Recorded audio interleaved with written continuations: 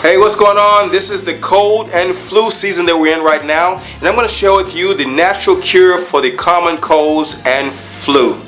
I'm going to share with you today what I do that takes a cold from maybe 1 to 2 weeks to maybe 1 to 2 days. That's about as long as it lasts whenever I get one, and the rare times that I do get one. So I'm going to talk to you about how to protect your body and what I do to counteract that situation.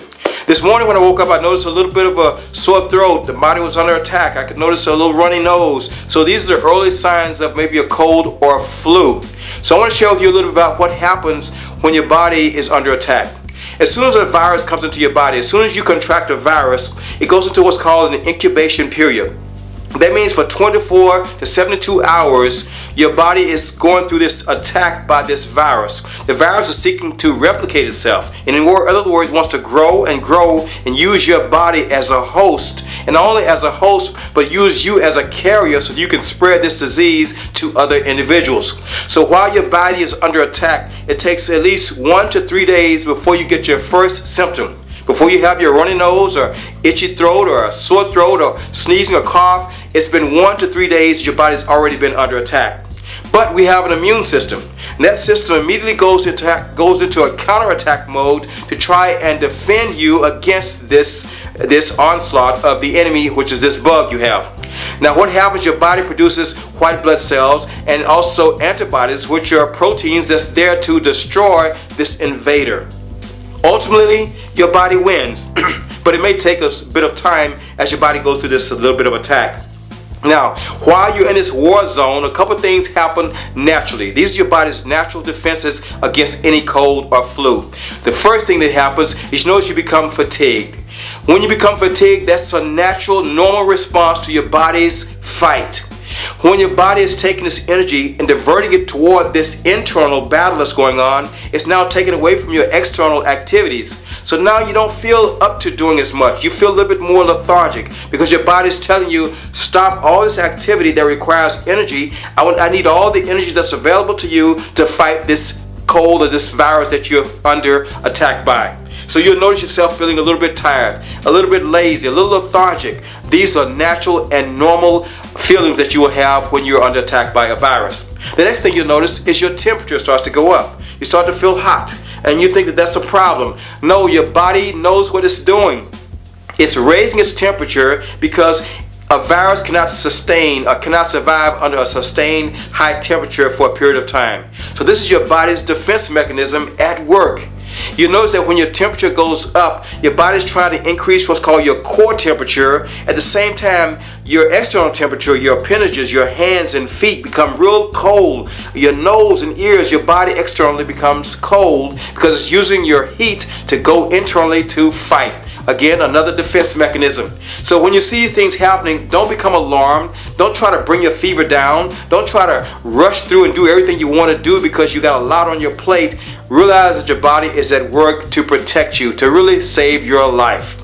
So with that being said, what do I do? The first thing I did this morning when I noticed that things were not quite right is I started with a little bit of what's called a little remedy that I do called I use ginger, lemon, and honey. It's a solution that I'm going to share with you maybe in the next video or so about exactly how I prepare this. And I'll just sip this in the morning. And it's really soothing when you have a sore throat. So I'll make sure that I have that first thing in the morning. And then I just rest. Your body needs you to rest. Cease all activity. Anything that you do requires energy. And it takes energy away from where your body really needs it right now, which is to defend against this attack that's happening within you. So I'll rest, getting my body into a complete rest mode. The next thing I do is I want to increase my body temperature because my body is trying to tell me I need to increase the temperature in order to fight this virus. So what I do, I'll put on 3 layers of clothing. Sweatpants, sweatshirts, and now layer 3 layers of clothing, and then I'll get under 3 layers of coverings, and I'll just stay there and incubate for maybe 2 to 3 hours. And that increases my temperature so warm. I mean, my wife says it seems like you can see steam rising up off of me, but it's how I fight, how I assist my body in fighting this virus. I would go to sleep, and after 2 to 3 hours, I wake up and it's completely gone. I notice that it's like, if not gone, it's like now where I no longer have the sore throat. It's maybe a little bit of after effects, which is a little bit of a runny nose, a little bit of a sniffles, but not nearly what it would have been had I not gone through this technique that I'm sharing with you today. So Number one, when you have a virus or cold, realize that your body needs to fight. Give it the time and energy that it needs. Don't try and use this time to try and continue to do your normal activities, because you're taking energy away from where it really needs it, which is to fight the cold or virus. Next, let your temperature go up. Don't try to fight and bring your temperature down. It's a natural response to your body trying to defeat the virus. The virus hates temperature. It hates high temperatures. The next thing is your pH. I want to talk about that for a moment. Your natural pH, your acidic and alkaline state of your body. And we usually are more acidic when we're sick. Acidic means your body shifts into a more acid direction.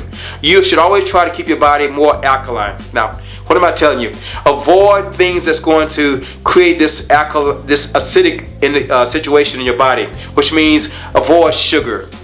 Avoid a lot of carbohydrates that are really what I call those bad carbohydrates that I shared in another video. A lot of high fructose corn syrup, a lot of the processed foods. Those things tend to affect your immune system and also makes you more acidic, which means you're more susceptible to colds and fever.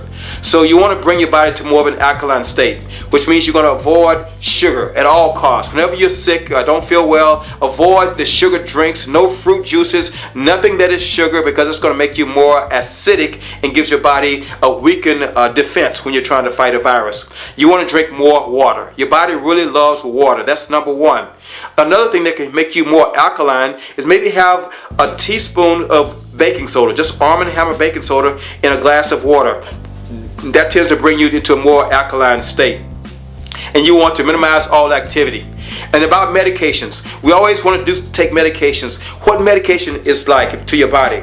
Your body does not recognize medication as being a nutrition or a nutritive source or something that is curative. It sees it as being foreign.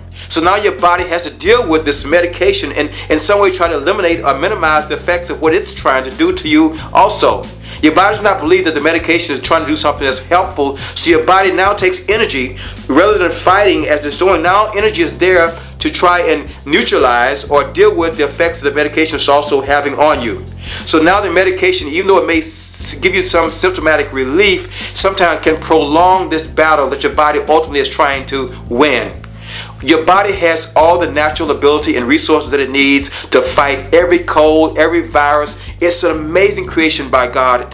And if you allow it, your body will heal you and do amazing things if you treat it well. So again, back to review. Give your body the rest that it needs. Plenty of fluids. I incubate. Again, this is all my information to you. I cannot give this to you as medical advice under any circumstance. I'm sharing with you my approach that has worked very well for a number of years. I incubate, get myself into an increased temperature state, and I bring my body to more alkaline, drinking more water and maybe more things like baking soda that will help make me more alkaline. After that day, at least one day of doing this, the next morning I wake up and I can go about my normal activities. You want to minimize anything that's going to cause a lot of stress, because your body will also try to relapse. So be very careful on the following day after you have had a day to just rest and give your body the time that it needs. So whenever you notice you're having a cold or symptoms like this, take the day off. Don't try to force yourself to work, because you got a lot of things to do, because the early detection is the best way of trying to make you as healthy as possible. All right. Now, I gave you a lot of information. I don't expect you to remember this. So there's a PDF in the comments section. Download the PDF. It has all the information that I've gone over, and you can review it and consume it. And let's make 2018 a very healthy and prosperous year. All right. I hope that works for you. I'll see you next time. Bye.